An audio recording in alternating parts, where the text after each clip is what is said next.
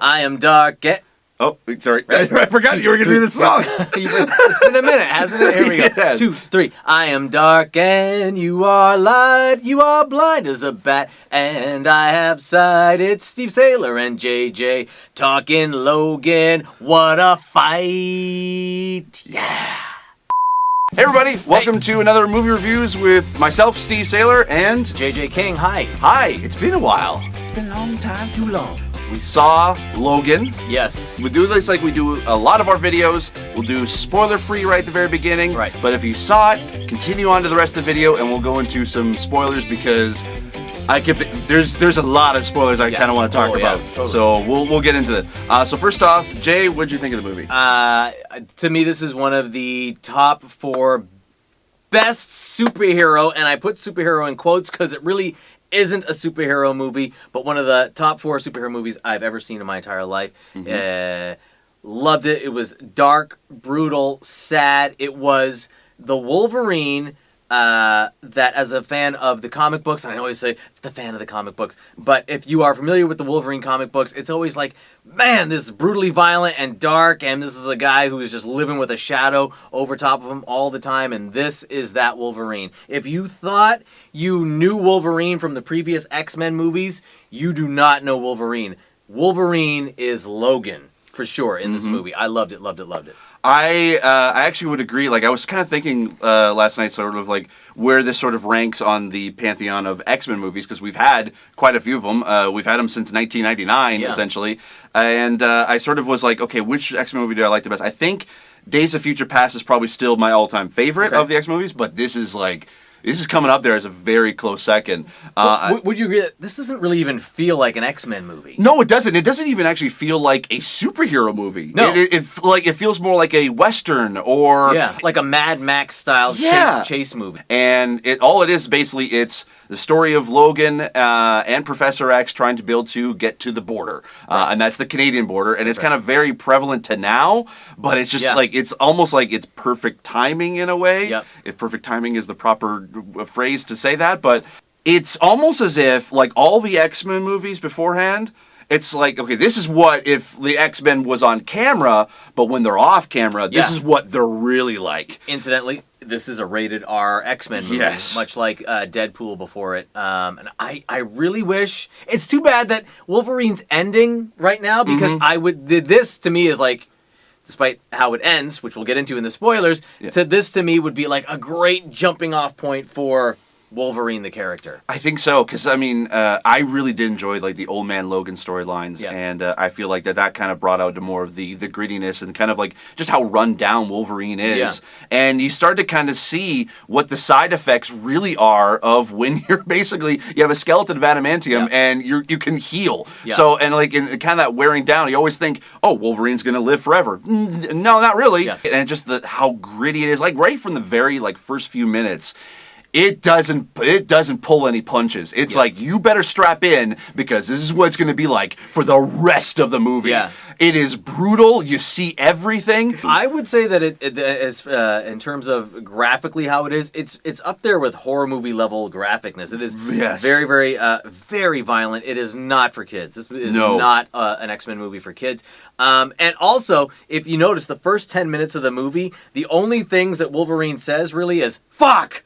Fuck! Fuck! Like for the first 10 minutes. That's it. Hugh Jackman's only line in the movie. I kind of felt like that. I was wondering if, like, because that first 10 minutes, I'm like, okay, I get it. It's an R-rated movie. They're allowed to say fuck. But it's like, I almost kind of like, okay, really? Okay, I got it. Let's move on. But no, they kind of kept that throughout. And it just started getting kind of better.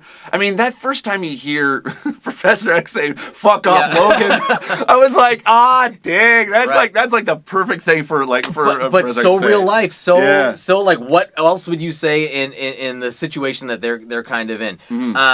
That's it. The down thing about this movie, we got to give the pros and the cons. And we've kind of really emphasized the pros, is that this movie is long, and the pace is slow. Yep. And if you are not familiar with the characters or not like emotionally invested, like say you and I might be, this will seem like it is going on for a long time. I will say this, yeah, the second act kind of seemed a little bit longer and stretched than I normally would have expected. Right. And I do agree with you that, but that's kind of where I feel it's more Western than superhero movies, because Westerns, by nature, they're a bit good. long. Yeah. And same and it's kind of like I've seen a lot of comparisons with this movie and Unforgiven, and I really see that, and especially with the tone and with pace, like those movies, like Western 100%. movies, always the pace is a little bit slow, a little bit more focused on character. Yeah. And I really like that. Even though the second act feels long, you get a lot of character development that you never really got to see. I mean, we always known about the Charles Xavier and Logan sort of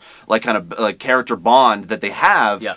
But you really see a lot more fleshed out with this one, like the fact that Logan really cares for Charles and really wants to be able to make sure that he's going to be safe, he's going to be okay, and there's still like that kind of, like it very much is like a father-son relationship. I was just about to say it's very much father-son, and you nailed it. I don't know if you got it from somebody else, but the Unforgiven reference, if you saw Clint Eastwood's Unforgiven, it is a very similar pace. They reference the movie Shane quite a bit, in it, which is another classic Western. But yeah, that's perfect. It's a modern day Western for sure. The introduction of a new character, Laura Kinney, aka X-23. For me, I don't think that's a spoiler, is it?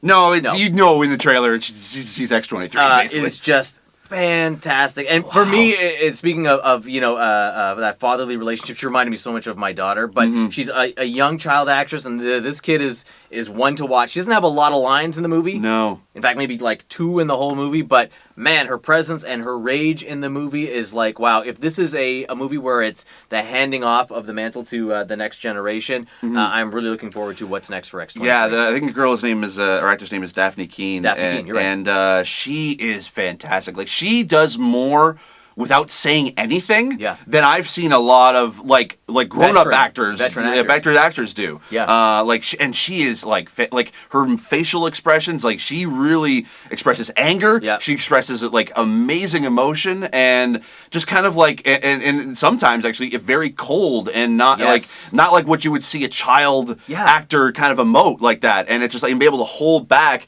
but also like in those like gritty moments where you see her fight. Yeah. Man, some of those were even like more brutal than Logan's fight scenes. Yeah, I'm looking forward to whatever this actress, much less this character, has going forward. So, bottom line for you, Logan? Logan, definitely a huge thumbs up and a move forward for the superhero comic book genre. Yeah, for me, 6 claws up for sure. Loved it. So, now, on to the spoilers? Yes, let's get into spoilers.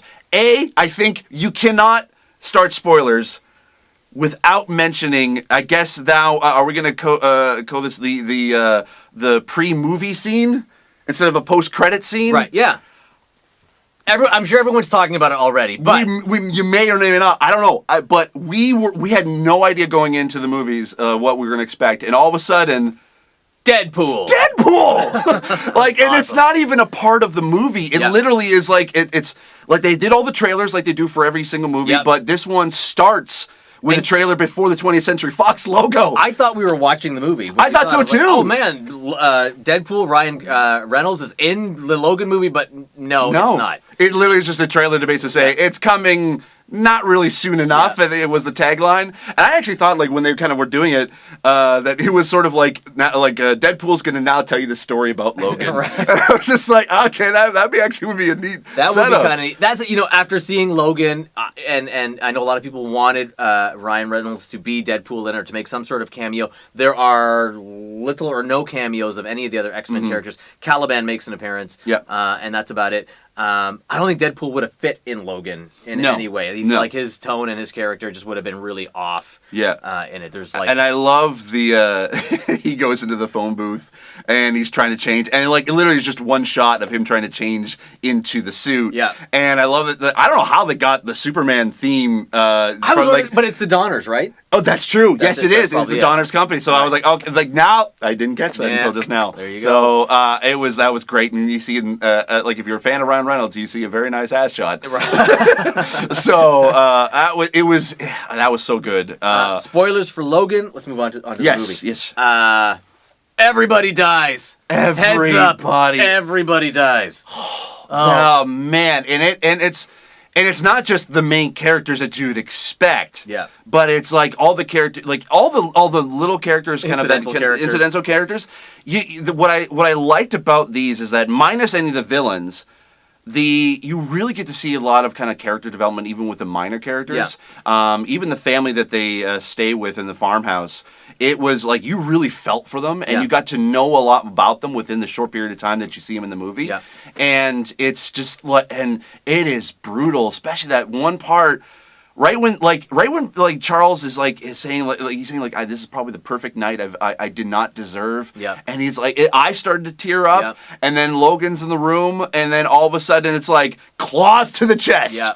And I remember sitting down, I kind of looked over at you and we're like, what? I thought it was a dream sequence. I thought so too. And then when it turns out it wasn't a dream sequence, it was actually X-24. Yeah. Another spoiler, X-24, there's another clone, essentially, of Wolverine, but a younger, stronger, more berserker Wolverine. Yeah. Who is, who is Hugh Jackman? who played by Hugh Jackman. Which gives me hope for the future, because he said it's his last appearance as Wolverine, but he could be X-24 in other movies. We'll see how that goes. But man, that fight scene, like every single swipe of the claw when the two of them fought, you feel it. Yes. You feel how brutal it is, including when he gets stuck to the fence and he gets run over and then he gets shot several times in the head and he still survives.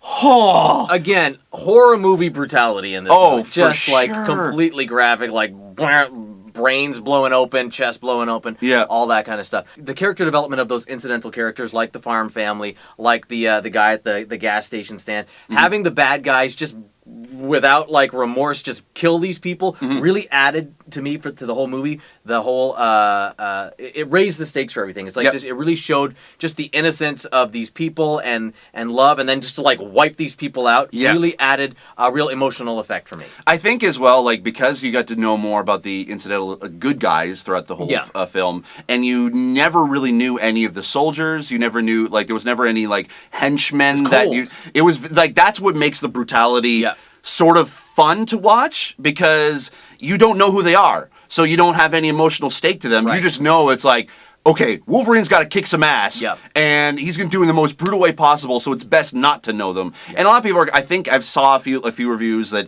of the negative reviews I saw, they were like, oh, the villains are kind of one-dimensional, two-dimensional. It's you kind of have to be in order to be able to sell the brutality of it and sort of make it at least enjoyable to watch without having to seem ooh, this is not good at any given moment. But anytime it was great. And that said, this is the swan song for Professor X and for Wolverine. I want you to focus on the people that we have loved and become invested in over the course of the whole X-Men franchise. Yeah, and I think I want to predict this, and I really, really hope this happens. I hope that this movie gets some Oscar nominations next year. It could. Especially for Hugh Jackman, and even so for Patrick Stewart. When he has his seizures, and the whole hotel in Vegas gets wrapped up in his seizure. Oh my goodness, what a scene.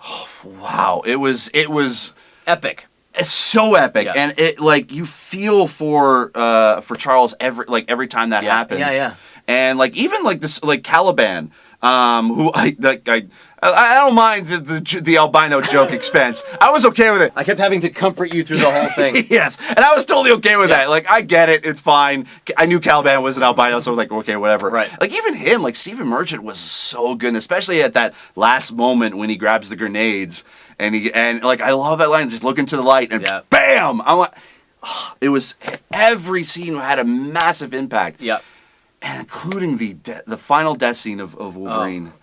All right, bring Kleenex. We've talked about the brutality and the horror of it all and the action of it all, but as a dad, man, to hear X-23 cry for her daddy, I'm choking up right now just thinking about it.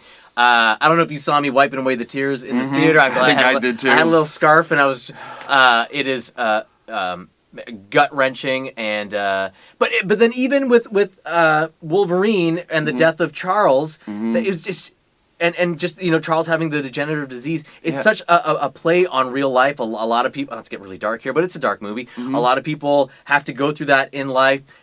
children lose their parents, and it's really sad. And they really did a great job of capturing the emotion of those kind of archetypal times that happen in people's lives. Yeah, and I will at the end of the movie, literally the movie ends with that death scene, and the kids burying Logan and Laura reciting the lines from Shane. I didn't catch on to that until at the very end. I'm like, oh, that's what she. Oh, yeah. And then as everyone was walking away, she pulls the cross out and turns it into an X. I don't think there was a dry eye in the theater. No. And as soon as that happened, it goes to black. It shows Logan. The theater was silent. Yeah.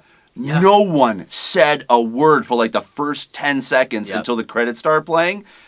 And I looked at you and we were just like... I was trying not to make eye contact with you because I still had tears kind of running down my face. Whoever wrote that scene of taking the crucifix and tilting it on its side to make it a cross on Logan's grave was just... Man, that was brilliant. 2 thumbs up for just that moment in that movie alone. That was really great. And oh man, I can't say enough good things about this. Yeah. I think I want to go see it again for sure. Yeah. Oh yeah. Oh. It's definitely a must see twice kind of a movie. We've already given our I've given my 6 claws up. I again give it.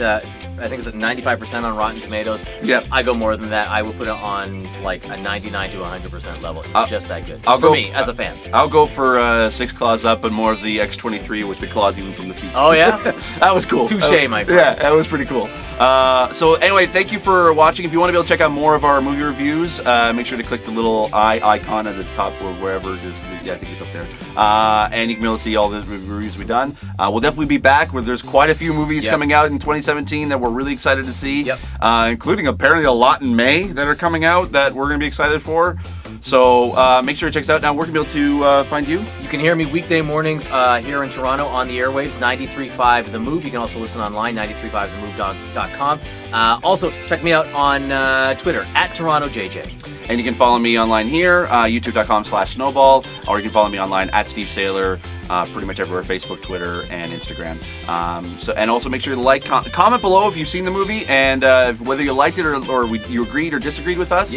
Please let us know. And make sure you subscribe as well for more videos, and click the little bell icon so you can be notified when I got new videos out. So that's it for us. As always, we remain obediently yours. Snicked!